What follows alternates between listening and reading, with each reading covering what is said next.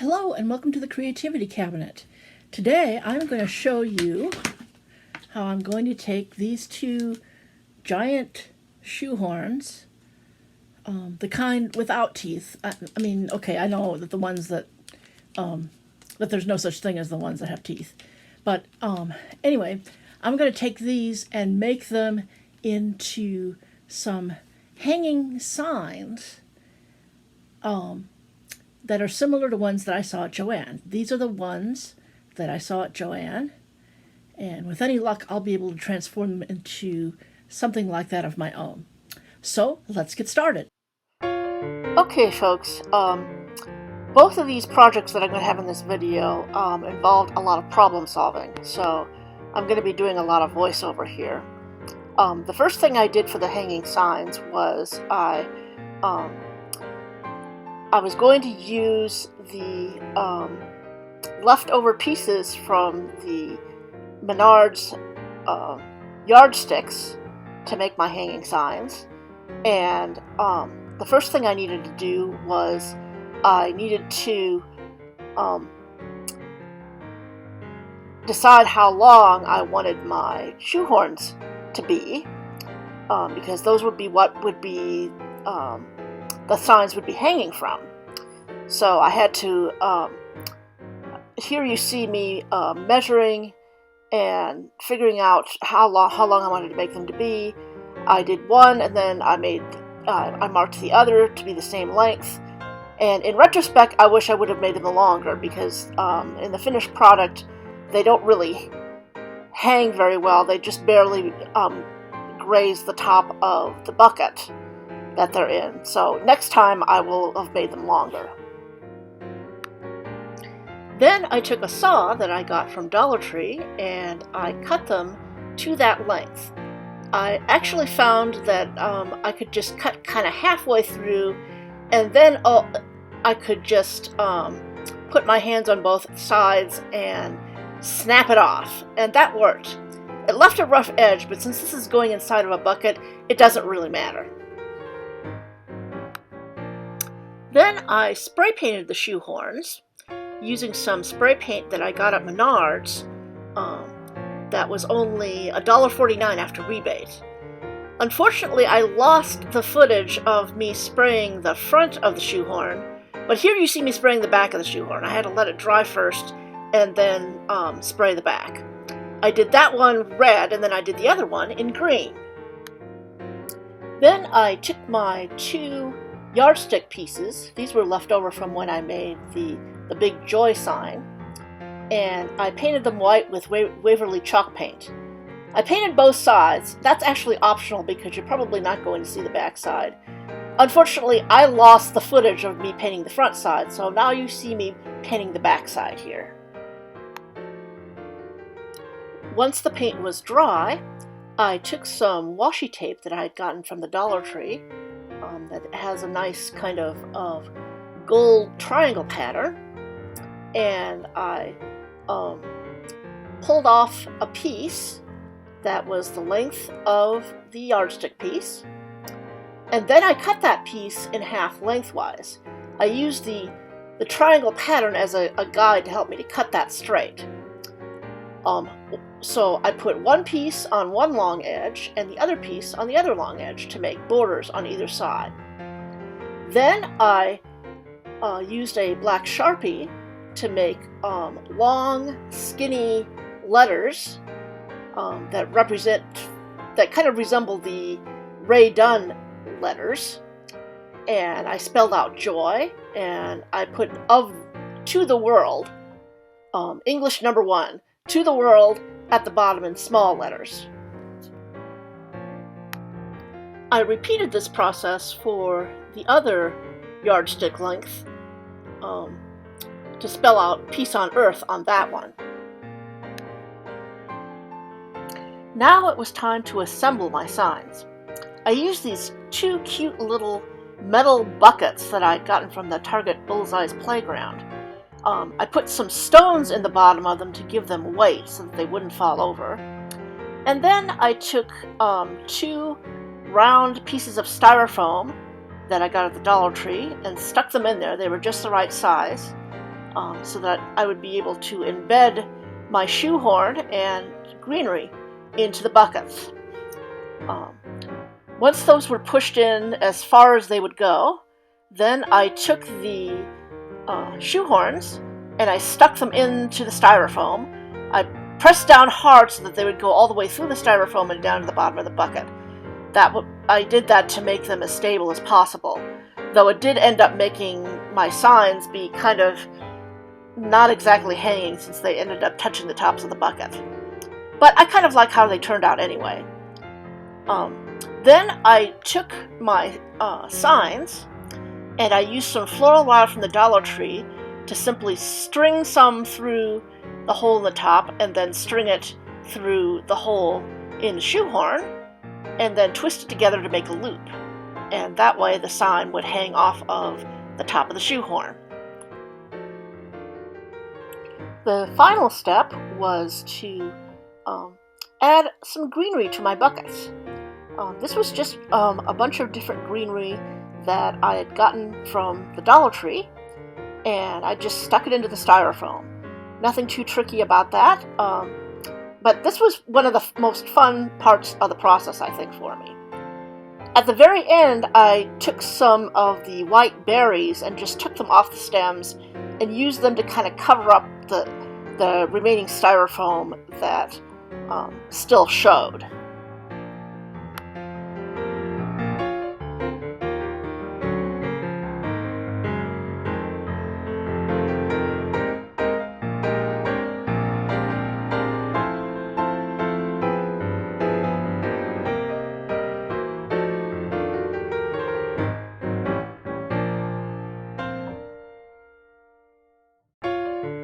And here are the finished hanging signs.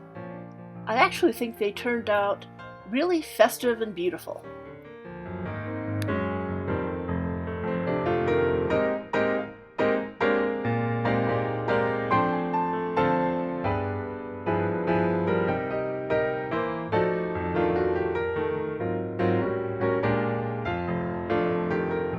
Now I'm going to show you how I made these glam shadow boxes. These were based on an idea that I got from seeing this piece at Walgreens, but I made them from Dollar Tree materials.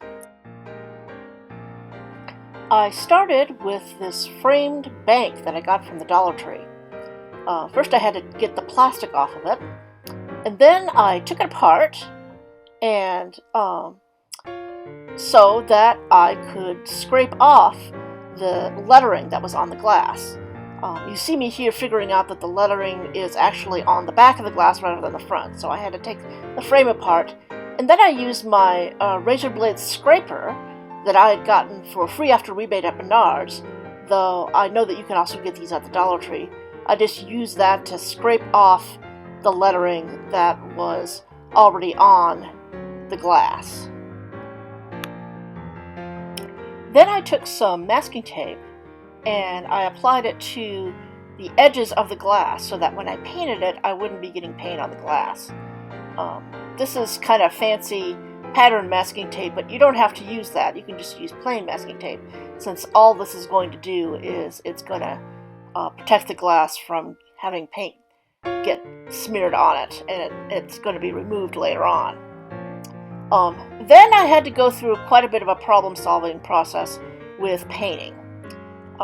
I tried to paint this with some acrylic paint that I'd gotten at Walmart, but I discovered once I started painting it that the frame is kind of covered with kind of a glaze or something on there that caused the paint to kind of bead up and resist sticking to the surface. So I used a number of different things. I did a bunch of different problem-solving things to try to solve this problem. First, I tried mixing some gesso with the paint in the hope that that would make it stick better. It stuck a little bit better, but I didn't like the fact that the gesso actually kind of lightened the paint, making it more of a kind of a bright pink than the kind of Christmas red that I was going for. So I eventually abandoned that process and went to my other frame that I picked up from the Dollar Tree and tried something different. This time, after scraping the glass and applying masking tape to the glass to protect it, I took my sanding block and I sanded the whole thing well, hoping that would help the paint to stick better.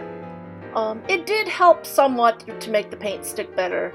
I still wasn't real happy with that whole process, though I thought it turned out fine for this particular one. Eventually what I ended up doing to make the second one was I went back to the first one that I had abandoned, and I gave that a coat of white Waverly chalk paint. That stuff is great. That stuff will stick to anything and everything. It completely covered the red, and once it dried, then I was able to take my blue acrylic paint and paint it blue. And that stuck just fine, and I had no trouble with it. So that is what I recommend that you guys do. Is what you want to do is you want to scrape off the lettering from the glass, apply masking tape to the glass to protect it, then give your frame a nice coat of white Waverly chalk paint. Let that dry, and then you'll be able to paint it with whatever color you want with regular acrylic paint, and it will work out just fine. Once the paint was dry, then it was time to remove the masking tape and hope that it did a good job of protecting the glass. For the most part it did, but there were still some parts where the paint kind of seeped through. I found, though, that I was able to take my handy-dandy razor blade scraper and use that to scrape off whatever had seeped through. Despite my best efforts with sanding this particular frame, there were still some points where the red paint resisted the white, and so you had some white spots in it. I was able to take my big chunky red permanent marker that I got from the Dollar Tree and use that to touch that up. I also used it to color in the inside of the frame because you will be able to see that once you add the stuff that goes inside. For the other frame, I was able to just paint it. I didn't want to mess with painting with this one, though, and since this marker worked out pretty darn well as far as matching the color goes, I found it to be easier to just go and use that on the inside of the frame. But what I would recommend that you do is, again, use give it a coat of white Waverly chalk paint and then paint it in whatever color you want. You might want to take some tape and use that to protect the inside of the glass while you're painting the inside of the frame. But you do want to paint the inside of the frame at least as far up to where the glass goes in, because you'll be able to see that through the glass. After I did the inside of the frame, I took some rubbing alcohol and a Kleenex, and I used that just to clean off the glass really well, get rid of any fingerprints and any little bits that had remained on the glass after I scraped off the excess from the edges. Now it was time to create the filling for the frame. I wanted this to look like I had just dumped a bunch of pretty Christmas things inside of the frame, but unfortunately the frame wasn't designed to do that. The whole back comes off the frame, and so what I had to go inside the frame had to basically be stuck to the back. So what I did was I traced around the frame on the back of some gold glitter paper that I had gotten from the Dollar Tree. And then I cut out that square, and I peeled off the backing and stuck it onto the backing wood of the frame so that it would show through on the inside. Then I took some mini bows that I'd gotten in a little tube from Walmart for only 98 cents, and also some vase filler from Dollar Tree and some jingle bells from Dollar Tree. And I use that to make my stuff to go inside of the frame. Now when you do this, you want to make sure that the things that go in the frame, that you have a nice wide part at the bottom that goes all the way across, because that's what gravity would do to your design if you had just dumped it in there. It would be the most full at the bottom and then maybe less full with each layer going up at the top. The bows I was able to just stick down because they're self-sticking. You just peel off the back and stick them down. For the vase filler and the jingle bells, I use glue dots, which you can get at the Dollar Tree. Those are real handy for this kind of a project. But if you can't get glue dots, you could also get some, you could also use hot glue, or you could even use tacky glue, though you would have to let it dry for a little bit before you reassemble the frame. I actually ran out of glue dots, and so when I was making the rest of this and the second one, I ended up just using tacky glue. But I found that if I let it dry for a little bit, then it worked just fine when I put it back into the frame. I used a chalk marker to hand letter Merry Christmas on the frame. Now, if you are not good at hand lettering, a way that you can do this is to just go ahead and print off from your computer the phrase that you want to hand letter. Make it just exactly the size you want it to be on the glass, and then cut it out and tape it face down on the back side of the glass so that it shows through in the front side of the glass, and then all you have to do is trace the letters. Then all you have to do is just reassemble the frame, and then you're done. Although I actually wasn't quite done because I wasn't completely happy with how the chalk marker turned out on the front of the frame. I thought it looked a little too ragged, so I ended up using a Kleenex and some water to remove it, and I tried doing it in a little bit of a different way. So, after wiping the lettering off with a damp Kleenex, what I did was I used a white paint marker, which I had also gotten from the Dollar Tree, and redid the hand lettering with that paint marker. I wanted it to be a little bit brighter white, so then what I did was I took a very, very tiny paintbrush and the white Waverly chalk paint, and I went over all the letters with that. I ended up with something that I liked a lot better than before.